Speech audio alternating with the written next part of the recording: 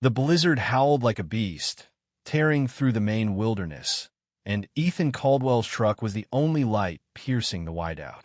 He was 28, rugged from years of hauling lumber, but his heart raced as he spotted three small shapes huddled by a ditch, their silhouettes barely visible through the snow.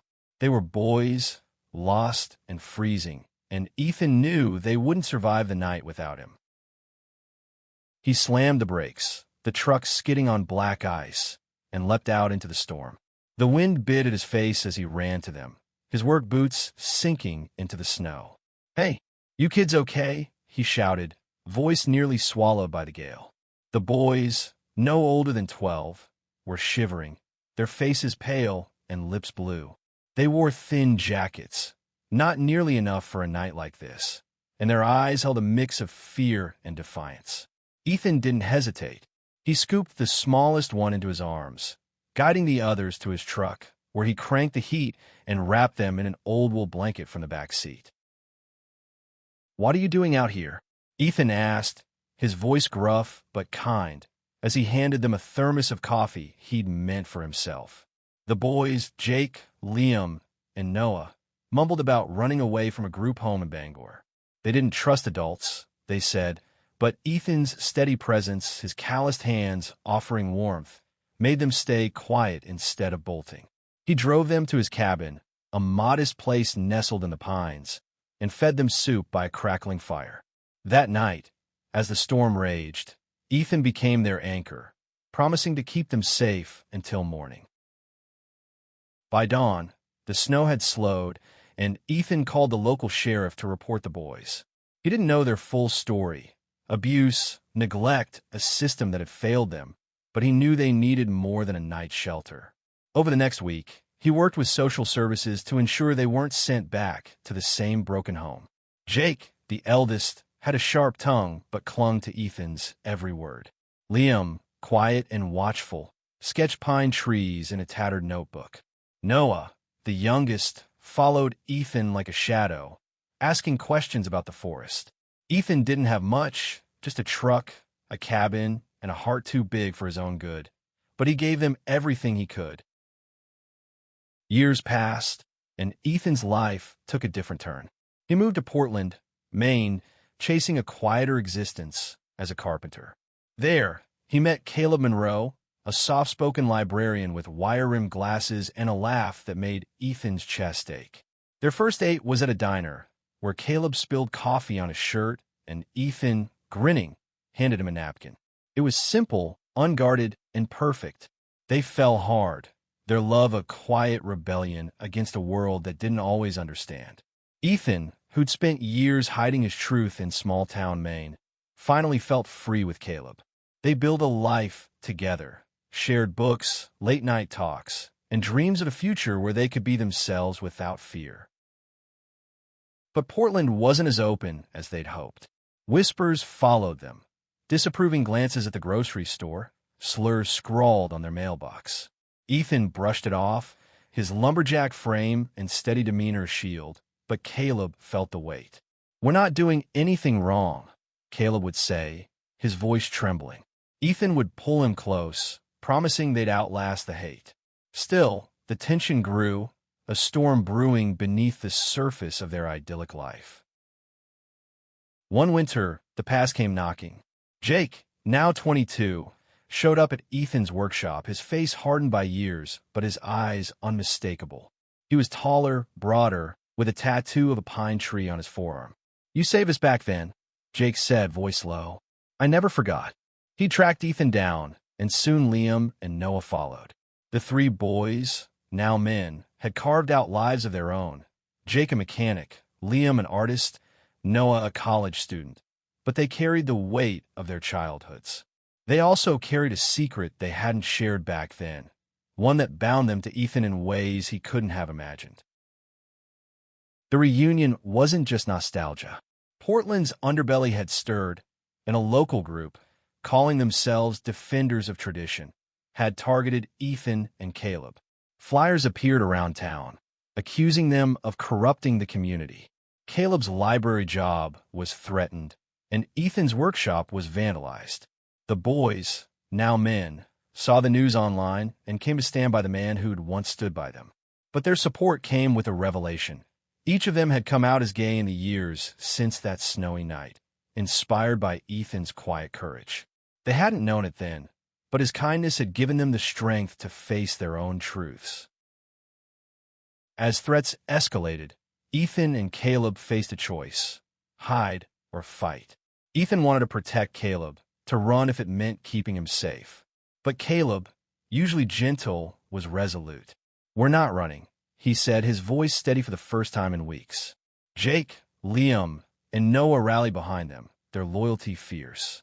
Together, they planned to confront the hate group, not with fists but with a public stand, a rally for love and acceptance in the heart of Portland. The stage was set for a showdown, one that would test their courage and rewrite their futures. The rally was scheduled for a frigid February evening, and tension hung thick in the air. Ethan stood at the community center, Caleb's hand in his, as Jake, Liam, and Noah helped organize the crowd. Supporters gathered, friends, neighbors, strangers moved by their story, but so did the defenders, their signs venomous and voices loud. Ethan's heart pounded, not for himself, but for Caleb and the boys he'd once saved. This wasn't just about them anymore. It was about every person who'd ever felt silenced. As the first speaker took the stage, Ethan felt Caleb's fingers tighten around his, a silent vow to face whatever came next together. The community center buzzed with nervous energy, a sea of faces lit by flickering streetlights outside. Ethan scanned the crowd, his broad shoulders tense, as Caleb adjusted his glasses and whispered, "We're doing the right thing." But the defenders of tradition loomed at the edges, their signs branding Ethan and Caleb as outsiders in their own town. Jake took the microphone first, his voice steady but raw. 10 years ago, a man pulled me and my brothers out of a snowstorm. He began, eyes locked on the crowd. He didn't know us anything, but he saved our lives. Murmurs rippled through the audience. Jake's gaze flicked to Ethan, a flicker of gratitude passing between them. "That man's standing here tonight, and he's being attacked for who he loves. I'm here because I'm like him. I'm gay, and I'm not ashamed." The room erupted, some in cheers, others in jeers. Ethan's throat tightened. He hadn't known Jake's truth until now. Liam stepped up next, his artist's hands trembling as he held a sketch of the pine forest where Ethan had found them. "I was 11, scared and lost," he said softly. "Ethan gave me a pencil and paper that night, told me to draw what I felt. I've been drawing ever since, and I've been hiding who I am. Not anymore." He tore the sketch in half, a symbolic break from his silence, and the crowd's cheers grew louder. Noah, the youngest, followed, his college sweatshirt rumpled, but his voice clear. "Ethan taught me I could be more than my past. I'm here for him, and for me. I'm gay too." The revelations hit Ethan like a tidal wave. He'd saved them as boys, but he hadn't realized how deeply their lives had intertwined with his. Caleb squeezed his hand, tears in his eyes, as the crowd's energy shifted. Supporters clapped, some wept, but the defenders grew louder, their leader, a burly man named Roy, shouting slurs from the back. Ethan's instinct was to shield Caleb, to pull him away, but Caleb stood firm. "Let them speak," he whispered. "This is bigger than us." The rally continued, with local activists sharing stories of love and loss. A teacher spoke of being fired for coming out. A teenager recounted hiding her identity from her parents. Each story built a wall of solidarity, but the defenders weren't backing down. Roy stormed the stage, his face red with rage, and shoved Jake, who stumbled but caught himself. Ethan surged forward, his carpenter's strength ready to intervene, but Jake held up a hand. "We don't fight like them," he said, loud enough for the crowd to hear. The room quieted, tension crackling. Instead, Jake turned to Roy. "You call us unnatural? I was 12, freezing to death, and Ethan was the only one who cared. What's unnatural about that?" Roy faltered, his followers shifting uncomfortably. Liam and Noah flanked Jake, their presence a quiet strength. Ethan felt a swell of pride, but fear lingered, the defenders weren't done. That night, as the rally ended, Ethan and Caleb returned home to find their windows smashed, a brick on their living room floor with a note, "Leave or else." Caleb's hands shook as he read it, but he didn't cry. "We're not leaving," he said, voice firm. Ethan wanted to argue, to protect Caleb at all costs, but he saw the fire in his partner's eyes. The boys stayed over, refusing to let them face the threat alone. Around the kitchen table, they planned their next move. Jake suggested going to the press. Liam proposed an art installation to rally more support, and Noah, ever practical, researched legal protections. Ethan marveled at their courage, but guilt gnawed at him. Had his kindness all those years ago pulled them into this danger? The next day, Portland's local paper ran a story on the rally, quoting Jake's speech and naming the defenders as a hate group. The article went viral, shared across social media, and support poured in, donations, letters, even a local church offering sanctuary. But so did the threats. The defenders doubled down, posting Ethan and Caleb's address online, urging action. Ethan's workshop was hit again, tools stolen, and Caleb's library received anonymous calls. The couple's quiet life was unraveling, and Ethan wondered if love was worth this cost. Yet Caleb refused to break. He organized a second rally, bigger this time, and the boys threw themselves into it. Jake repaired Ethan's workshop, Liam painted murals of hope across town, and Noah rallied his college friends to join. Ethan watched them, his heart torn between fear and awe. These men, once lost boys, were fighting for him now, their bond forged in snow and strengthened by truth. As the second rally loomed, Ethan knew the stakes were higher. The defenders were planning something bigger, and he feared not everyone would walk away unscathed.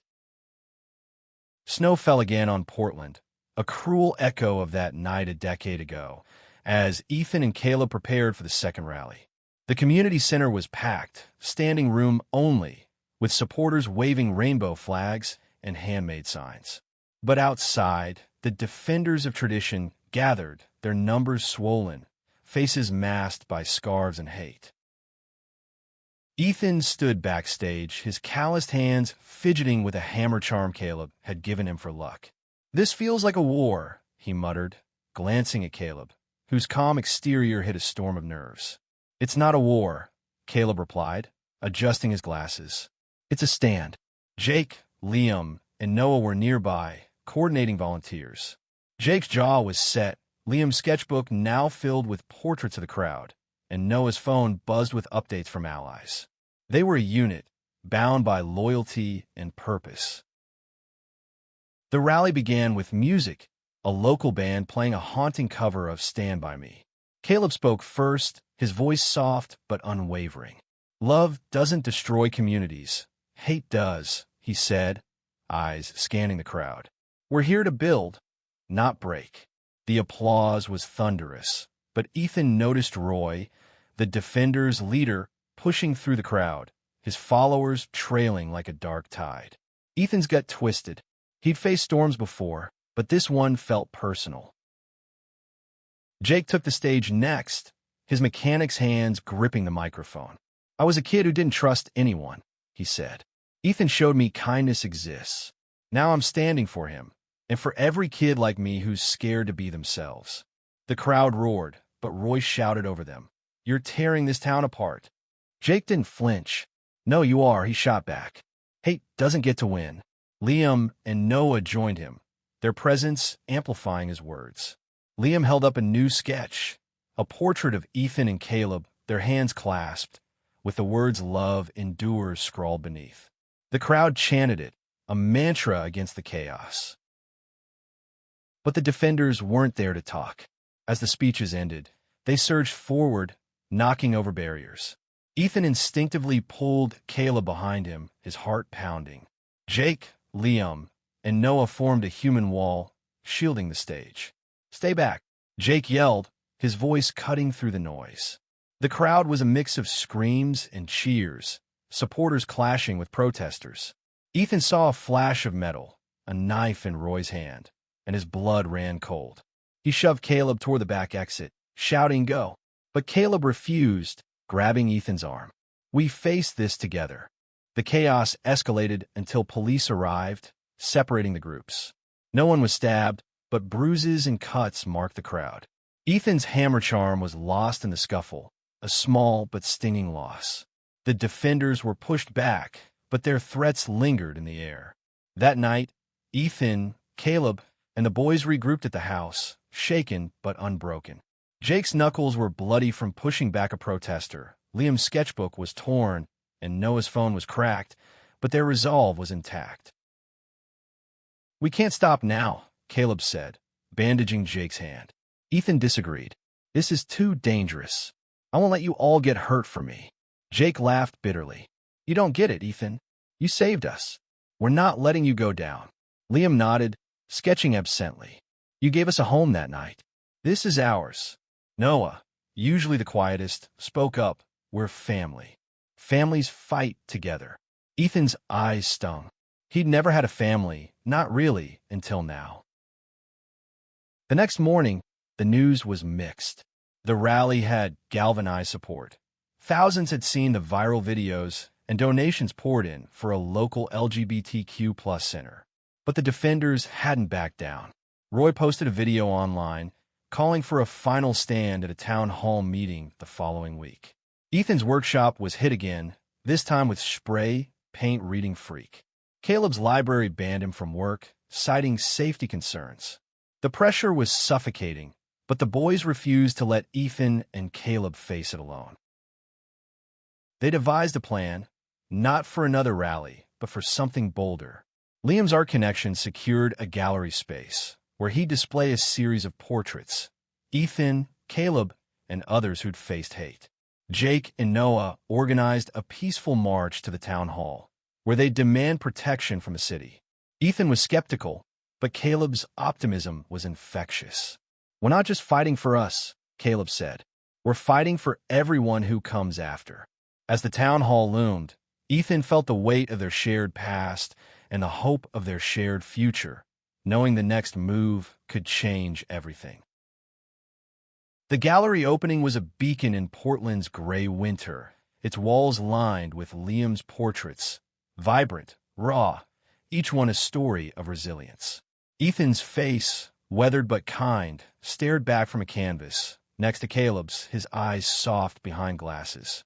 The crowd was diverse, artists, activists, families, drawn by the viral story of the man who'd saved 3 boys and the men they'd become. Ethan stood in the corner, uneasy in the spotlight, as Caleb mingled, his warmth disarming skeptics.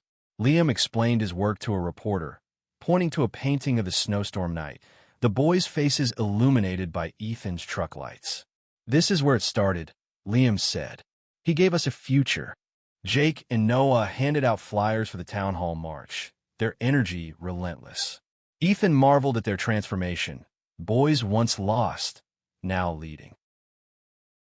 But the defenders of tradition cast a shadow. Roy and his group picketed outside, their signs crude, but their numbers smaller. The city was shifting. Support for Ethan and Caleb grew, fueled by the boys' story. Still, Ethan's gut churned. He'd overheard whispers of a planned disruption at the town hall, something bigger than protests. He told Caleb that night, his voice low, "We should cancel the march. It's not safe." Caleb shook his head. "If we stop, they win. We've got too many people with us now." The morning of the town hall, Portland woke to fresh snow, a cruel reminder of the past. The march began at dawn, a stream of hundreds, queer youth, allies, even the sheriff who'd helped Ethan years ago. Jake led the front, his pine tree tattoo visible under his rolled-up sleeves. Liam carried a banner with his Love Endures sketch, and Noah chanted slogans, his voice carrying over the crowd. Ethan and Caleb walked hand in hand, their breath visible in the cold, their love a quiet defiance. The town hall was packed, the air thick with anticipation. The mayor, a cautious man named Ellis, had agreed to hear their case for stronger hate crime protections.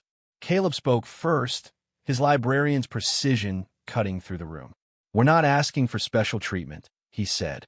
"We're asking for safety, for the right to live without fear." The crowd applauded, but Roy and his group, seated in the back, heckled loudly. Ethan tensed, ready to intervene, but Jake's hand on his shoulder stopped him. "Let them dig their own grave," Jake whispered. Noah took the stage, presenting data on hate crimes in Maine, his college research lending weight to their cause. Liam followed, unveiling a new mural design for the town square, a tribute to acceptance.